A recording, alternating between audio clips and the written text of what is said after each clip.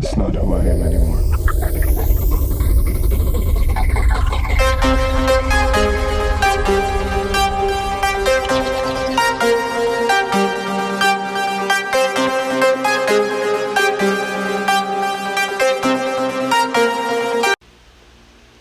Hi guys, so good morning and welcome back to my magical world. It's me again, Frostbite, your favorite celebrity here in the Philippines. Ayan. So it's 1:59 in the morning right now. I cannot sleep. I think marami akong nakain for today's video. So I cannot sleep. So I'll just finish the hour filming. Okay, so I'm going to read 244 for you guys. So ito lang and more like chika. So tatawa ko kanina guys kasi yung pinuntahan ko is actually close na siya. So and like the guard told me like, "Oh ma'am, cut off na po kami." So I was like, "Oh no. It cannot be. It's not happening." So I wanted to finish everything on time, especially when I go outside. Like I wanted to make my day productive at all times as much as possible. I know that there are a lot of delays, but I don't like being delayed right now. When it comes to ano, my routines and the things that I have to finish on a daily basis. So, buti na lang uh, I I don't know if they're going to cater me. But kasi dalawa kami. So sabi, cut off na daw. Then I just stay there for a while. I just sit there. Kasama yung kasama ko. And you we are waiting. Wala, no response. They're so unresponsive. So kasi nga um cut off na nga. So sabi ko, bahala kayo dyan. Sa isip-isip ko, bahala kayo dyan. I have to make that paper for that day. Kanina, Tuesday. So, good thing, after a while, after a few minutes, I don't know how long that, siguro mga 15 minutes. So, siguro, naalibadbaran sila.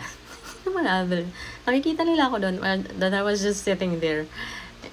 You know, it's like my face is like, oh my god, I'm not gonna leave here without finishing my paper. So after a while binigyan na nila ako ng form, and yeah, everything is good. Sabi ko na nga ba like it's always been like that. So tapos chinika-chika ko na yung mga tao doon. Not the people there. So, kinakausap kong naayos yung the one who's doing the paperwork. So, dalawa lang kasi sila. So, like, more chika, and then they were starting to ask me questions. So, they are being entertained, and I was being funny.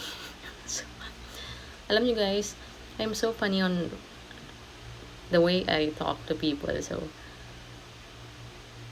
they get, you know, the environment for like, so it's lighter, so it's not heavy, so we are all entertained.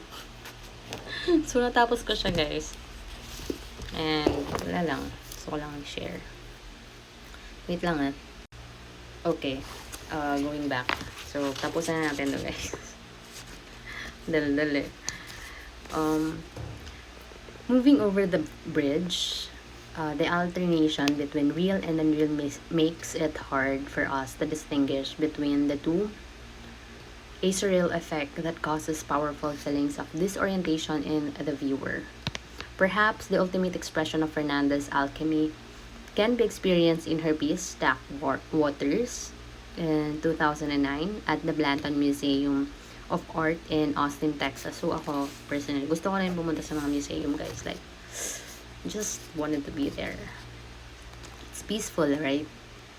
And, wala lang, you can look back to what in the past. Somehow, yung mga artifacts nila, it may not. We really don't know if it's actually the real thing, or um imitation, or they just made it up. So ako kasi guys, hindi ako basta-basta naniniwala sa everything na nakikita ko. Even though sa friends ko, like sobrang matindi, yung sobrang gullible ko dati, and sa past. Like, sabihan lang ako, naniniwala agad ako. Like, sobrang trust, ano ba? Tama ba yung term? Trustworthy? Hindi. I mean, sobrang, ng trust ko sa ibang tao. Ano ba yan? Mercury retrograde, wait lang. Sobrang mataas yung trust ko sa ibang tao. To the point na they abused it.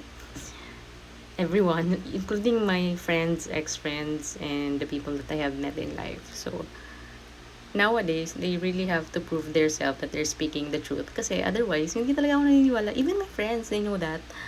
Parang, when they say something, nakikinig lang ako. Of course, nakikinig lang ako. But I don't really believe it unless there are proof right in front of my eyes, or there are videos, or basta guys, hindi na ako naniniwala sa mga humans. Kasi I have been betrayed many times. Hindi ko na mabilang. So ngayon, wala na. Zero. Kailangan ka lagi ng pruweba.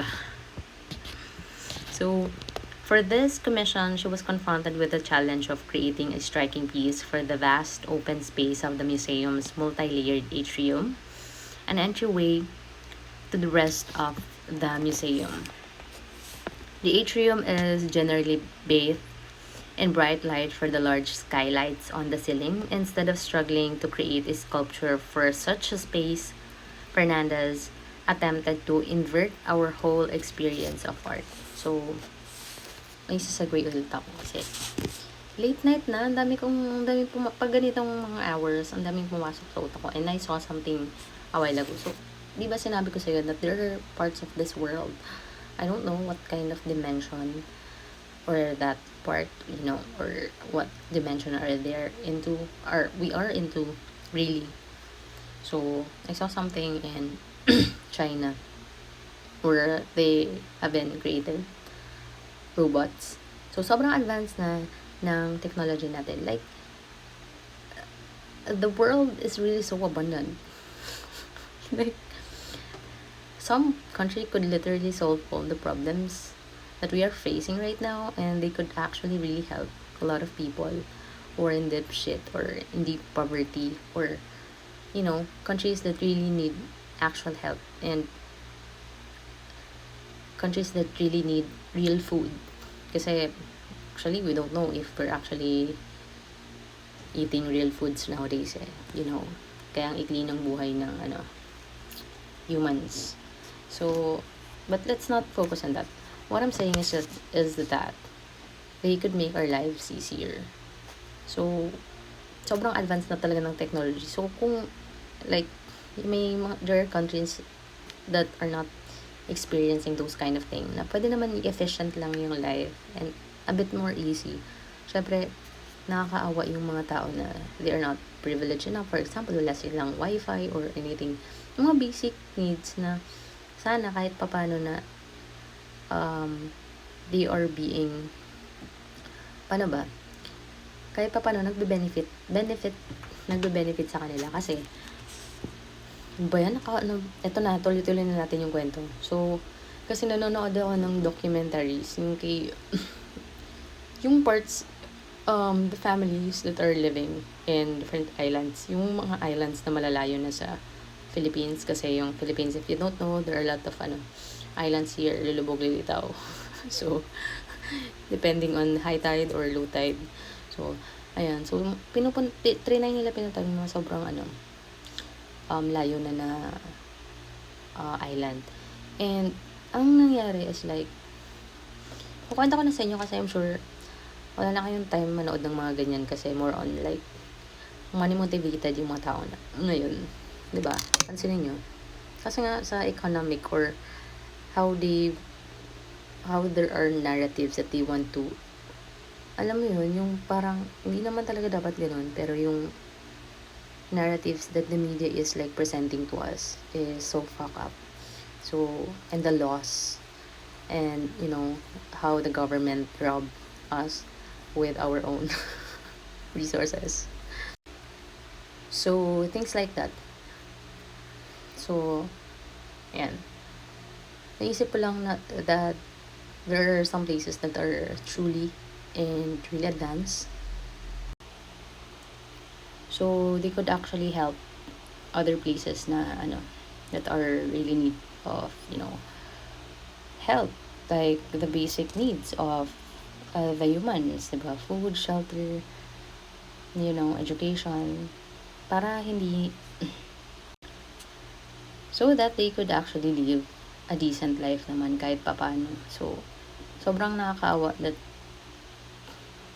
nakikita mo may mga areas of this world that are so advanced, and there are people who are like that living in a place where like they are stuck there.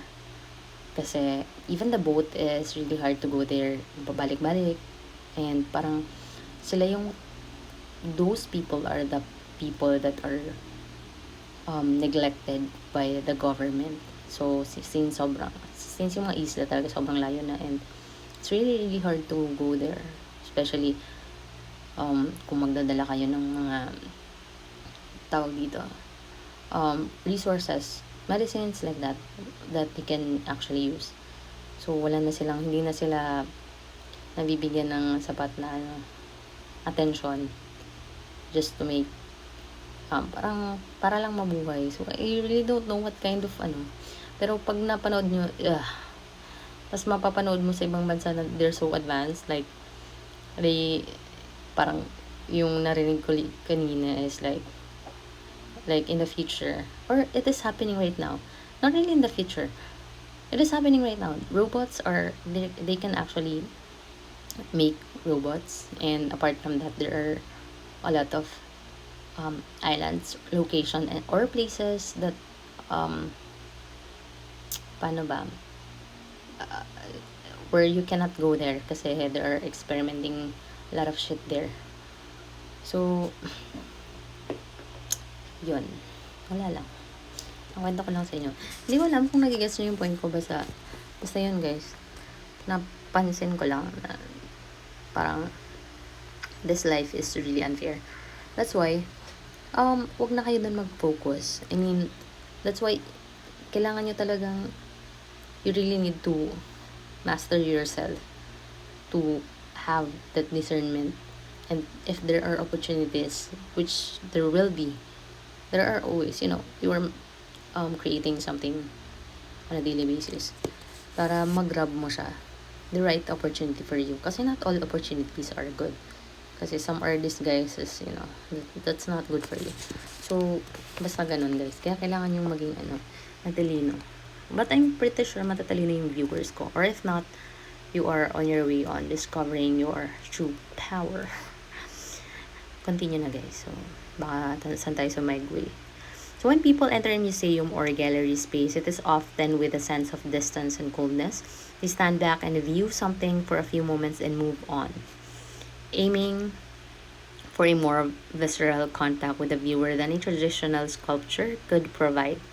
She decided to use the cold white walls of the atrium and its constant flow of patrons as the basis of her alchemical experiment. So, ako personally, I really wanted to touch those sculptures, especially if sobrang maganda yung pagkagawa. But sometimes, or most of the times, hindi siya pwedeng hawakan, no? Diba? So she covered the walls with bands of thousands of highly reflected acrylic strips saturated in swirls of colors from shades of blue or white, the enormous pool of blue water that shimmers from the sunlight above. As people ascend the stairs, they can see in the acrylic strips their own reflections, with or oddly distorted, similar to the effect of seeing things through water. Wait lang guys, ito pa. So, di ba yung recent na news? Ay, hindi nyo alam, i-try nyo lang i-search. So, So, the one that is discovering, there's a guy that is discovering, like, you can make plastic, and um, you can make fuel out of plastic. So, could be diesel or gasoline nata yung nakita ko. I'm not sure. Check nyo na lang. So, so, ganun guys. So, yung guy na yon is currently missing. So, bigla na lang siyang may mysterious disappearance. So, before this guy, marami na guys na scientists that have been lost out of the blue. Nawawala sila. Bigla na lang silang kinikidnap or dinadala sa isang location like Area 21. To joke lang. Tama ba? Area 21 ba yung maraming um, yung bawal puntahan? Or maybe dinadala sila sa Bermuda Pyramid. Siguro tinethreat sila, and that ginagamit yung skills nila. Kasi they have the skills, the knowledge, and the power to make something out of something eh. So, they're actually, like, yung level of IQ nila, and their passion, syempre magkasama yun, is, it's something powerful kasi you can help a lot of masses. And you are not solving one problem of a human. You are solving a lot of many humans in general. Kasi, syempre, hindi lang naman ikaw yung gumagamit ng gasoline or like yung diesel or, we are using it on a daily basis kasi for transportation. So, matagal na guys. Alam ko, matagal lang may mga scientists and all na that. Hindi ko lang kung naniniwala kayo or what, but I'm pretty sure they are being taken somewhere else. And, siguro tinitreat sila doon and then, wala silang choice. If you are being tortured, wala kang choice guys, but to do what they say. Especially if it involves your family. Sabihin, papatayin, ganun. Hindi siya guys, the joke na nakikita nyo lang sa movie. It's actually happening. Baka nga worst pa sa reality. So, yun, sobrang hirap din when you are creating something. That's why you really need to ask protection, in the spiritual world. Kasi, sometimes that's all you can do. Diba? Or, if you are really powerful, which is hindi naman lahat kasi ganun ka powerful and your reality. If you have the connections and all, maybe you are powerful. But, diba? If may nakabangga kang billionaire or, mga nepo babies or people in power or people that are in power but they are hiding, hindi mo kalala sila eh. Kasi ako, for example, I'm a billionaire. For example, I'm a billionaire. I don't want to be seen on the television. I want to be unknown. Kasi ako personally, I don't want attention. But, unfortunately, the attention wants me. Na joke lang guys. So, ganun nga. So, basta, if I am a billionaire or a trillionaire, I also don't want, the spotlight, the media focusing on me. So, tatago lang ako somewhere there in my cocoon. Diba? Kasi you have access naman to many things. So, you can actually do a lot of things kasi they already have the resources and the power, the influence. Kasi nga, money speaks volume. Whether you like it or not, money is power. So, it's not like, it's a tool, it's how you use it. Diba? And nowadays, sobrang, kaya na sinasabi ko sa inyo, wala na sa inyo nagbabasa. Kaya ako na lang kasi, busy na kayo guys. Ang dami ng distractions nowadays. Kaya continue na natin to. Basta mag-iingat lang kayo guys kasi yung mga ganun. Hindi natin alam saan sila dinadala. They're dead. Kung hindi na sila pinahirapan. Kung hindi na sila pinahirapan masyado, binaril lang sila, nilibing. So, okay na yun. Pero kung tinorture mo na sila bago patayin or worse than that, diba? Nakagalit yung mga ganung bagay. But, again, it's not something that we can control. So, always be safe, guys. Viewing the strips from up close, it is clear that it is an illusion. It is all an illusion created by the most minimal amount of material. And yet, the feeling of water, the sense of being immersed, remains palpable and strange. The spectators thus become actual parts of the artwork itself and their own reflections helping to create the illusion. The experience of moving through this dreamlike space makes us conscious once more of the tensions between art and nature. Illusion and reality, coldness and warm, wet and dry, and provokes a powerful intellectual and emotional response. So, ayan guys. Our culture depends in many ways on the creation of standards and conventions that we all must adhere to. These conventions are often expressed in terms of opposites, good and evil, beautiful and ugly, painful and pleasurable, rational and irrational, intellectual and sensual. Believing in these opposites gives our world a sense of cohesion and comfort. To imagine that something can be intellectual and sense, pleasurable and pain, real and unreal, good and bad, masculine and feminine is too chaotic and disturbing for us. Life, however, is more fluid and complex. Our desires and experiences do not fit neatly into these tiny categories. So, one thing na na-learn ko dun sa previous thing that I'm working on before. So, someone told me that parang sa government, yung kukunin nila guys, hindi masyadong matalino, pero masipag. So, kasi if they will not question anything eh. So, usually mga kinukuha nila is like marami ng baggage sa buhay. Yung hindi na sila basta makakaalis sa work. Kasi nga, kumbaga, embedded na sila doon. Kasi, yun na eh. Wala na silang ibang choice. And kung yung isip pa nila is hanggang doon na lang sila, yung abilities nila, yung capabilities nila, hanggang doon na lang. And finifeed sila na, hanggang dyan ka na lang, wala ka na mapupuntahan after work mo kasi ganyan yung edad mo, or may mga inaasikaso ka dito, or many things guys. So, ganun. Basta, naloka lang ako nung narinig ko yun. It's something that I will, dito lang sa parang it's a lesson, or it's a saying, parang ganun, na dapat kong isipin lagi.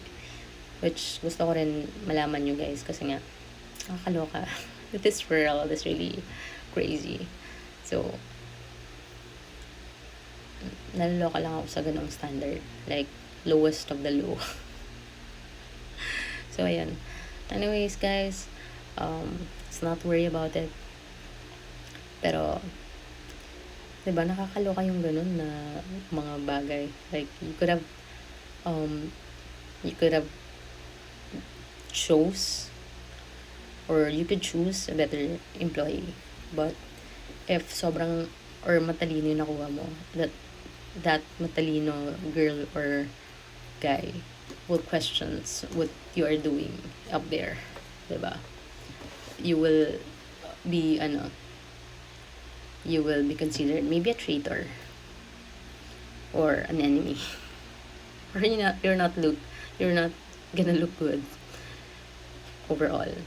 But anyways, that's why you need to have a lot of strength and a lot of courage to navigate this life. Okay, so ginaguide ko kayo along the way. Hindi man to sobrang guys, pero dapat guys, naiisip nyo kasi I'm speaking based from experience. Okay, so hindi yun madali na i-share. And that's, it's factual. Anyways, thank you guys for listening. Thank you for helping make this world a better place for all of us and for the future generation. Okay? Talagot. Pag ito nag-boom na channel. See you guys.